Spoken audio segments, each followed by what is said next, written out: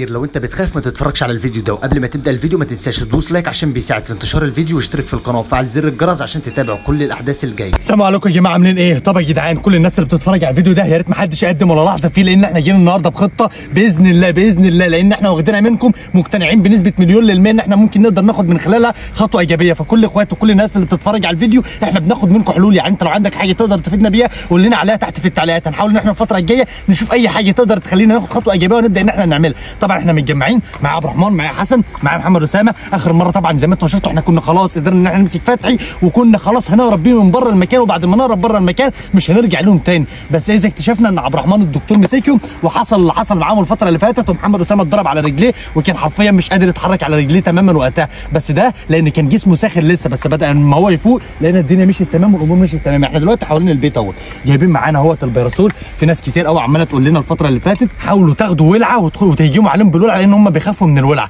احنا ما نعرفش هم هيخافوا بالفعل من الولعه ولا لا، فجبنا البيراسول ده وهنبدا ان احنا نخش دلوقتي للمكان. زي ما انتم ما شفتوا الدكتور المره اللي فاتت كان بيتكلم مع حد ومستني علاج، العلاج ده اكيد اللي هنقدر ناخد بيه صحابنا وهنقدر نرجع صحابنا زي الاول واحسن كمان. لازم نوصل للعلاج الاول، لازم نشوف اي حاجه تخلينا ناخد خطوه ايجابيه. هنفنط نفسنا في البيت من جوه ونحاول ندور على كل ركن في قلب المكان، لان اكيد بنسبه مليون للمية دلوقتي الدكتور ده جه ومعاه العلاج، والعلاج ده هتلاقيه موجود في قلب المكان دلوقتي، فلازم نوصل للعلاج ده قبل ما يخدعنا عينينا عشان ما نوصلش ليه. ايه ده؟ حاجه ايه يالا؟ في هدوم متعلقه يالا. نور كده، تعالى تعالى تعالى. هدوم حد دي ولا ايه؟ ولا مش ده اللي كمان دايما بيبقى معزوم بالاملاك اللي هو بيبقى شايل في ايده؟ طب هو معلقه هنا ليه؟ يكونوا ماتوا يا اسطى. ماتوا يا بطل، الباب مفتوح فتحه بنت. في صوت جوه.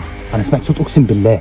اخواتي لحظه واحده قبل ما تكمل الفيديو، علشان انا جاي النهارده اخليك تتعلم ازاي تقدر تتداول وتعمل فلوس بكل سهوله وانت قاعد في قلب بيتك. طبعا انا دلوقتي قلت لك تداول فهتبدا انك انت تخاف وتتوتر. التداول ده احنا ما عندناش ثقه فيه. انا جاي النهارده اغير مفهومك تماما عن التداول. منصه جورو تريد المنصه رقم 1 لتعليم التداول في العالم كله. تابع معايا الخطوات خطوه بخطوه علشان اقدر اعلمك ازاي تقدر تخش على المنصه. في كذا ميزه في قلب المنصه ديت من جوه. اول حاجه نسبه نجاح التحليلات هناك بتعدي حرفيا ال 80%. يعني انا تجربتي في المنصه ديت حرفيا انا عديت كمان ال 90% بنسبه التحليلات اللي كانت موجوده هناك. اول ما تشارك في المنصه هيبقى معاك دورتين مجانيتين عشان خاطر تقدر تتعلم منهم وتقدر تتداول منهم قبل ما تضحي بفلوسك في البدايه. دوره خاصه بسوق العملات الرقميه، والدوره الثانيه بخصوص البورصه. من خلالهم هتفهم سياسات السوق ماشيه ازاي، وهتقدر كمان تتعامل معاهم باحتراف زيك زي المحترفين حرفيا على قلب منصات التداول. والنقطه الثانيه المميزه كمان عندهم في قلب المنصه ديت ان في هناك دعم وتحليلات من خلال ناس موثوقه منها بنسبه 100%. الدعم ده يبقى موجود معاك هناك على مدار ال 24 ساعه، هيساعدوك ويزودوك بتحليلات جاهزه وتفاصيل دقيقه هتساعدك امتى تقدر تبيع وامتى تقدر تشتري علشان خاطر المكسب يبقى اعلى واعلى. اكيد طبعا مش هتلاقي مميزات زي ديت في اي منصه في العالم كله غير المنصه ديت بس. منصه جورو تريد هتغير مفهومك تماما عن التداول، لان هم هيعلموك وهيميزوك وهيخلوك تبقى محترف كمان. التداول معاهم سهل جدا وهتقدر من خلالهم تتعلم وتبقى متميز كمان، ويبقى زيك زي اي واحد على المنصه بيقدر ان هو يتداول ويتعلم بسهوله. كله ينزل دلوقتي حالا يحمل المنصه تحت من صندوق الوصف ومن اول تعليق، وما يضيعش الفرصه دي من ايده علشان نحقق كل احلامنا ونحقق كل حاجه نفسنا فيها.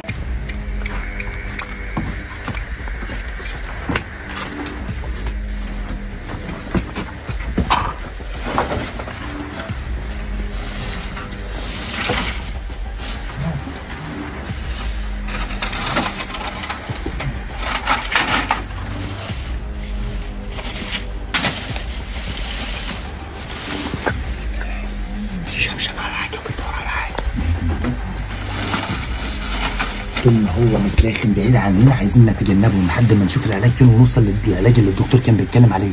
لو خدت بالك هنا في اثر ولع، في حاجه بتحصل هنا بالنهار. لازم نيجي المكان ده بالنهار تاني عشان نشوف اللي بيدور بيحصل هنا. ما حدش ينتهي ولا يجي علينا. دخل جوه، سيبك منه عبد الرحمن.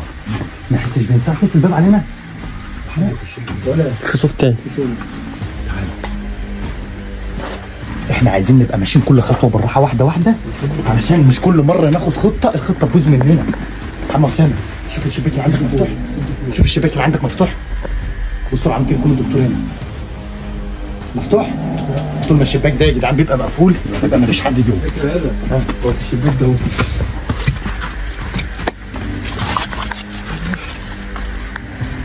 هو فين؟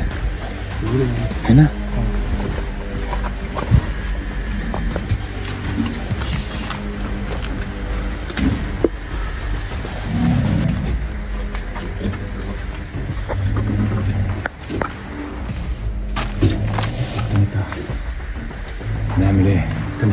هنا تحت يا حمو اسامه خليك على السن، حصل اي حاجه تحاول تعطل على قد ما تقدر. هنعمل ايه بقى؟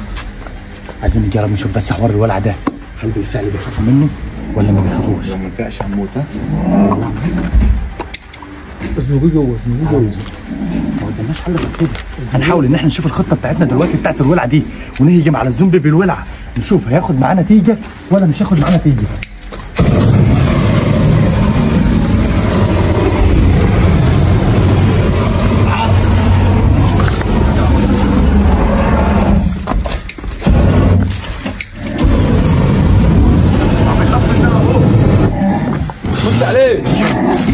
بدون ولعت يالا ما بيهجمش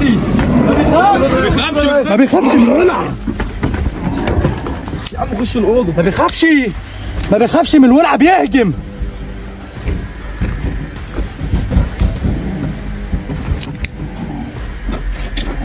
ولع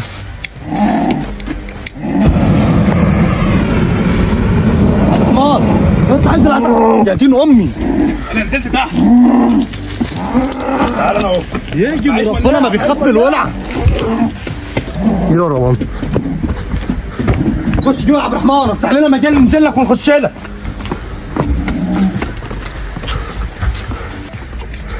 مانو نور يا حسن ما توقفش فلاش، هما قدامنا لو طبقونا هيركبونا. ما توقفش فلاش. خش اجري على طول. عبد الرحمن ماشي افتح الباب.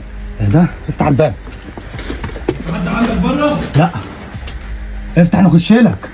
افتح يا عم مفيش.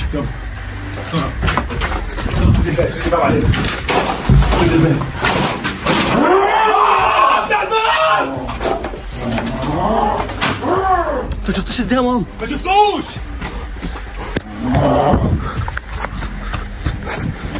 لا ما شفتوش وانت جوه اصلا يا ابني ما انا بدي ظهري جوه، انا معايا نور، انا معايا نيله.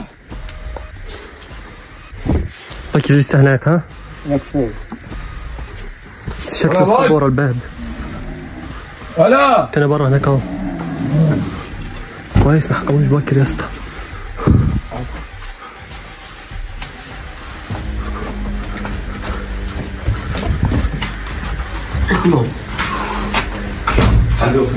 عشان مش نمشي في حاجه بره وبعدين دخل المكان هنا نبص في كل ركن في قلب المكان ده ممكن نوصل لحاجه.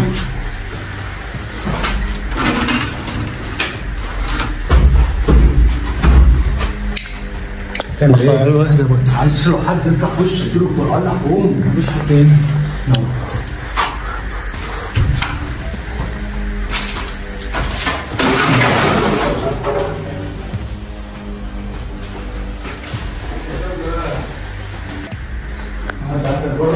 دي اللي كان بيحلم بيها فتحة المرة اللي فاتت. ولا انا عندي في الشباك برضه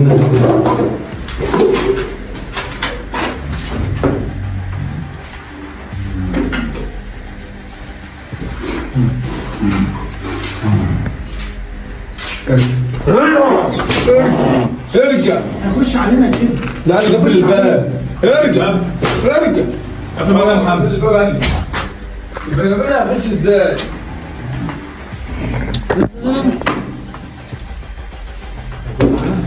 يا جدعان ارجعوا لورا يا جدعان. بس كده ما حاول اديله تحت وشه. مشي يا باي ارجع بقى يا معلم.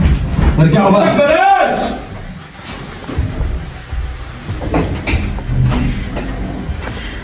ولع بكر. ولع بكر. هو انت تولع فيه. هو انت تولع فيه. هنا يا باشا تعال. تعال ولع من هنا يا بكر.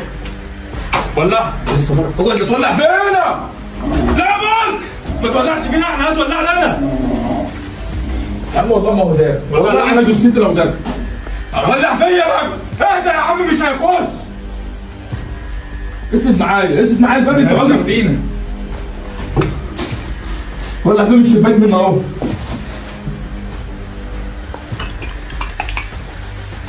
خد حد يمكن عاوزها ولا يا واحد يمكن من كل في علب كتير هنا برضه. علب كتير هنا اهي. افتح الباب. كل دي بره في وشك. والله بره. انتوا اللي معاكم البراسول خليكم قدام، انا مش هطلع عليه كده لوحدي. هو البراسول بيعمل ايه؟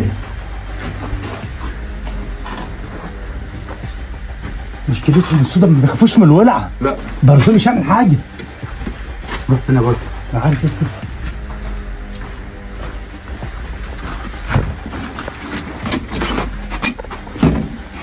يا جدعان انتوا معاكم البراسوله يا جدعان. هو احنا معانا ايه؟ ولع فيهم ما بيخافش. اهم بياكلك حاجه. عبد الرحمن ولع عليه. والله يا باشا. يا دي هياكلنا هياكلنا ما بيخافش وربنا. هتولع ادي المهم. يا جدعان ما بيجيش معاهم حوار الولعه يا جدعان. يا جدعان ما بتولعش فيهم. ما بيخافش يا بكر. انا بقول لك ما بيخافوش، ما بيتهتوش حتى ولا بيرجعوا لورا. الدكتور مش باين يا جماعه، عايزين نشوف في الفيلا ولا فين. طب العمل ايه بالرسول كامل لازمه؟ عايزين نهرب منه. النار كام مالهاش لازمه. يا دين امي.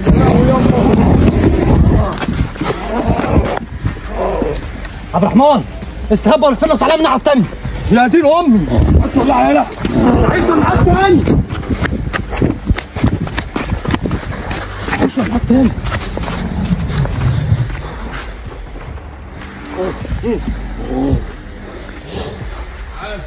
محمد اسحبوا عليك. تعالى الولع حتى هي يا جدعان، حتى الولع اللي انتوا عمالين تقولوا لنا عليها برضك بايظه، ما بيجيش معاهم حاجه. اللي زي دولت هيخلصوا علينا والله كلنا.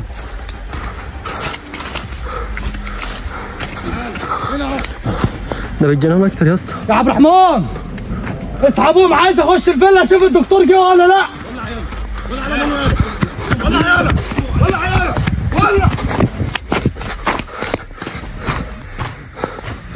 تعال اهو. عايزين نخش انا وانت جوه من غير ما يحسوا بينا، نحاول نشوف الدكتور جوه ولا لا، ولو لقينا الدكتور ده اللي ممكن نولع فيه بجد. هنولع في الدكتور ونولع في وصف اللي جابوه. بس دول ما عندهمش عقل، اللي زي دول ما عندهمش عقل يا جدعان. دايما اي حاجه حتى لو ممكن تموتهم هم بيخشوا مش فاهمين ايه اللي بيحصل. واقفين ازاي اصلا؟ يا بكر ما في الفيلا، واحد قدام الفيلا واحد قدام الفيلا. هتحكم عليا؟ اسحب عليك.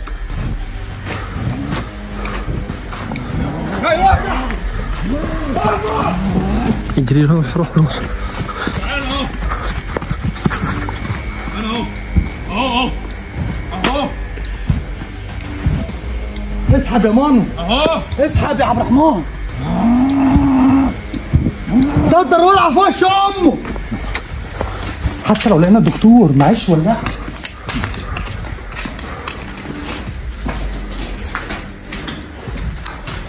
هنشوف الشباك ده.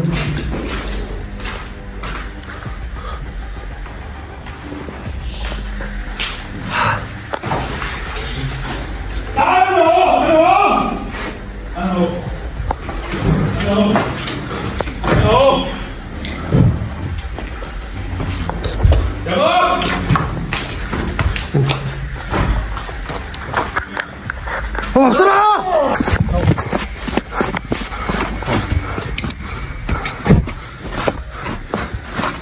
تاني فين؟ بره. الدكتور مش موجود في المكان. بيعمل فين؟ اهو. ارجع اطلع.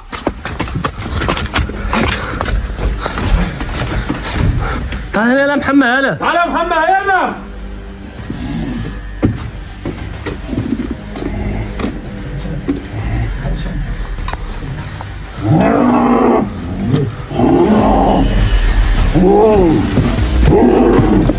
يا دين امي هيقفشوا محمد.